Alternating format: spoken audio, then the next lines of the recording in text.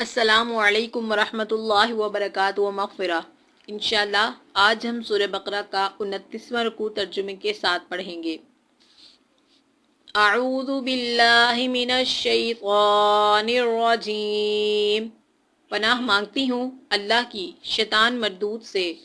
بسم اللہ الرحمن الرحیم، اللہ کے نام سے شروع جو بڑا مہربان نہایت رحم کرنے والا ہے۔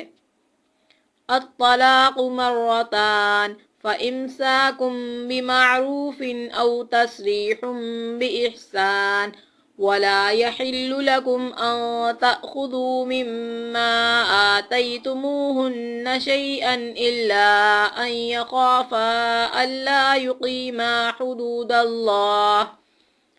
یہ طلاقیں 2 مرتبہ ہیں، پھر یا تو اچھائی سے روکنا یا عمدگی کے ساتھ چھوڑ دینا ہے، اور تمہیں حلال نہیں کہ تم نے انہیں جو دے دیا ہے اس میں سے کچھ بھی لو۔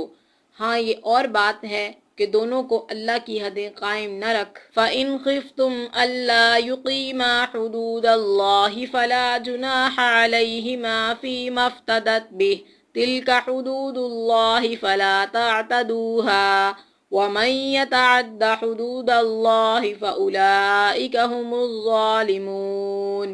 سکنے کا خوف ہو، اس لیے اگر تمہیں ڈر ہو کہ یہ دونوں اللہ کی حدیں قائم نہ رکھ سکیں گے تو عورت رہائی پانے کے لیے کچھ دے ڈالے، ان میں دونوں پر گناہ نہیں، یہ اللہ کی حدود ہیں، خبردار ان سے آگے نہ بڑھنا، اور جو لوگ اللہ کی حدوں سے تجاوز کر جائیں وہ ظالم ہیں۔ فَإِن طَلَّقَهَا فَلَا تَحِلُّ لَهُ مِن بَعْدُ حَتَّى تَنكِحَ زَوْجًا غَيْرَهُ فَإِن طَلَّقَهَا فَلَا جُنَاحَ عَلَيْهِمَا أَن يَتَرَاجَعَا إِن ظَنَّا أَن يُقِيمَا حُدُودَ اللَّهِ وَتِلْكَ حُدُودُ اللَّهِ يُبَيِّنُهَا لِقَوْمٍ يَعْلَمُونَ۔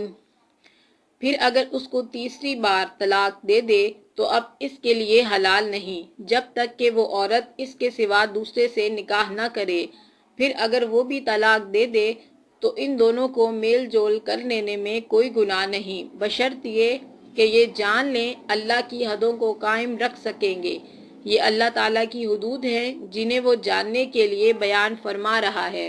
وَإِذَا طَلَّقْتُمُ النِّسَاءَ فَبَلَغْنَ أَجَلَهُنَّ فَأَمْسِكُوهُنَّ بِمَعْرُوفٍ أَوْ سَرِّحُوهُنَّ بِمَعْرُوفٍ۔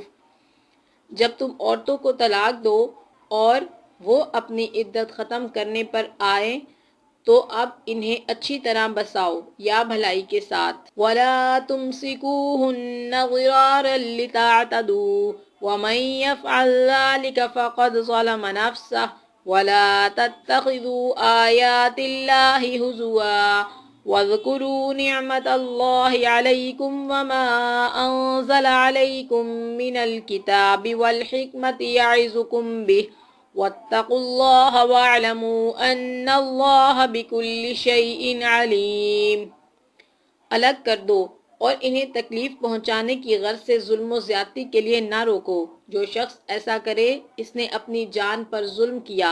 تم اللہ کے احکام کو ہنسی کھیل نہ بناؤ، اور اللہ کا احسان جو تم پر ہے یاد کرو، اور جو کچھ کتاب و حکمت اس نے نازل فرمائی ہے جس سے تمہیں نصیحت کر رہا ہے اسے بھی، اور اللہ تعالیٰ سے ڈرتے رہا کرو، اور جان رکھو کہ اللہ تعالیٰ ہر چیز کو جانتا ہے۔